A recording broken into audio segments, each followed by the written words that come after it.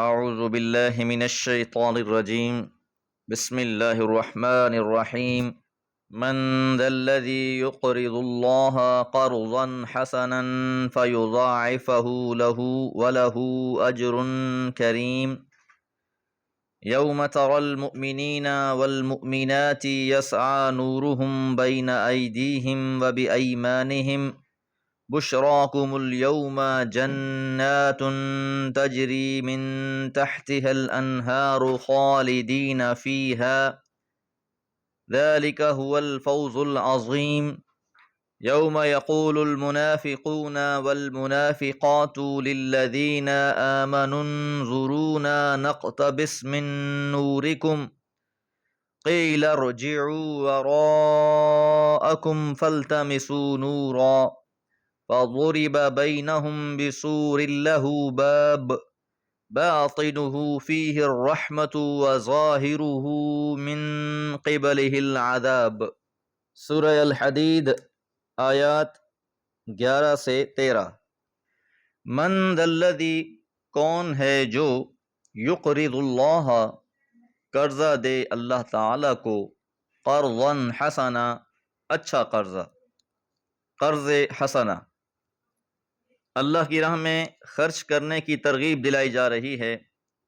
جو شخص بھی اللہ کی راہ میں مال خرچ کرتا ہے اس کا معاملہ اللہ کے ساتھ ہے، بشرطیہ اس کا یہ عمل اللہ کی رضا کے لیے ہو۔ انفاق فی سبیل اللہ، اللہ کی راہ میں خرچ کرنا، یہ ایسا ہی ہے جیسے کوئی انسان اپنا مال اللہ کو قرض دے رہا ہو۔ تو جو شخص بھی اللہ کی راہ میں مال خرچ کرے گا تو ضاعفہ، پس اللہ بڑھا دے گا اسے، لہو، اس شخص کے لیے۔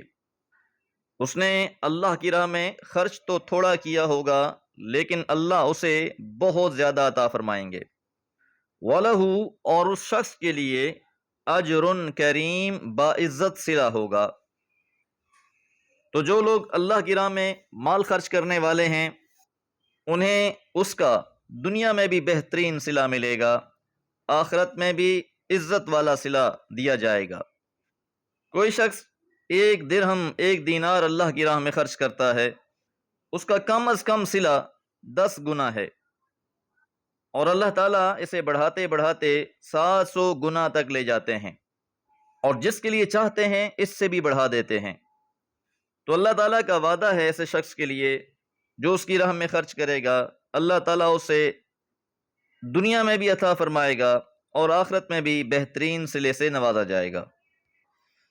یوم تری المؤمنین، جس دن تم دیکھو گے مومن مردوں کو، والمؤمنات، اور مومنہ عورتوں کو، یسعی نورہم، چل رہا ہوگا ان کا نور، ان کی روشنی، بین ایدیہم، ان کے سامنے، وبایمانہم، اور ان کے دائیں جانب۔ روز قیامت انسان کے اعمال ہی اس کے کام آنے ہیں، تو مومن مرد اور مومن عورتیں روز قیامت اپنے سامنے نور پائیں گے، اپنی دائیں جانب بھی نور پائیں گے، اور اسی نور کی روشنی میں وہ چل رہے ہوں گے، اور اسی نور کے ذریعے سے وہ پل صراط کو بھی عبور کریں گے۔ روز قیامت انسان کے یہ اعمال ہی ہوں گے، اس لیے آیت نمبر 9 میں یہ بات گزر چکی، هو الذی ينزل على عبده آیات بینات لیخرجکم من الظلمات الی النور، کہ اللہ وہ ہے جس نے نازل کیا ہے اپنے بندے پر واضح آیات کو تاکہ وہ ان کو اندھیروں سے روشنی کی طرف نکالے۔ تو اب جو بھی شخص ان قرآن مجید کی آیتوں پر عمل کرے گا وہ ظلمات سے نکل کر روشنی کی طرف آ جائے گا۔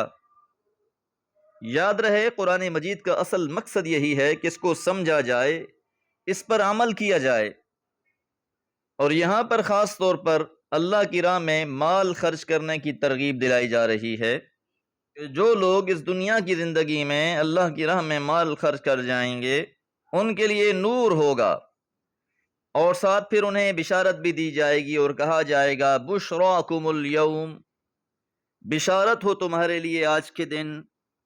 ان کے نور کو دیکھ کر انہیں خوشخبری دی جائے گی۔ بشارتوں سے نوازا جائے گا۔ جنات تجری، یہ بشارت جنت کی ہے، جنات باغات ہیں، تجری من تحتها الانہار، اس میں نہریں بہ رہی ہیں، خالدین فیہا، ہمیشہ رہنے والے ہیں اس میں۔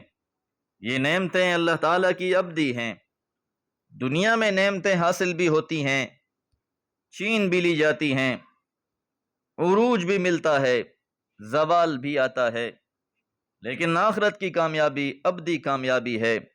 ذالک هو الفوز العظیم، یہی بڑی کامیابی ہے، یہی فوز عظیم ہے، یہی اصل کامیابی ہے۔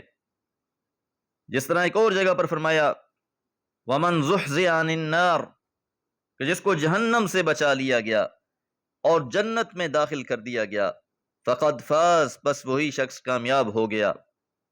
تو ایک طرف تو یہ اہل ایمان کا حال بیان کیا جا رہا ہے، ان کے پاس نور ہے، انہیں بشارتیں دی جا رہی ہیں، اور ان کے پہلوؤں میں کچھ اور لوگ بھی ہیں۔ یوم یقول المنافقون، اس دن کہیں گے منافق مرد، والمنافقات، اور منافقہ عورتیں، للذین آمنوا، ان لوگوں سے جو ایمان لائے تھے، انظرونا، ہمیں بھی مہلت دو، ہمیں بھی موقع دو، نقتبس من نورکم، ہم تمہارے نور میں سے کچھ حاصل کر لیں، کہ یہ جو روشنی تمہیں میسر ہے اس میں سے کچھ فائدہ ہمیں بھی حاصل ہو جائے، ہمارے لیے بھی چلنا آسان ہو جائے۔ قیل ارجعوا، کہا جائے گا ان سے لوٹ جاؤ، وراءکم، اپنے پیچھے، واپس لوٹ جاؤ، فالتمسوا نورا، پس تلاش کرو نور۔ کہ اب یہ جو ان کی تمنا ہے کہ انہیں بھی مومنوں کے نور میں سے نور حاصل ہو جائے، تو اب ایسا نہیں ہو سکتا، کیونکہ ہر انسان کو اس کے کیے کا صلہ ملے گا، لہٰذا ان سے کہا جائے گا کہ پیچھے پلٹ جاؤ، واپس لوٹ جاؤ، وہاں جا کر اپنے اس نور کو تلاش کرو۔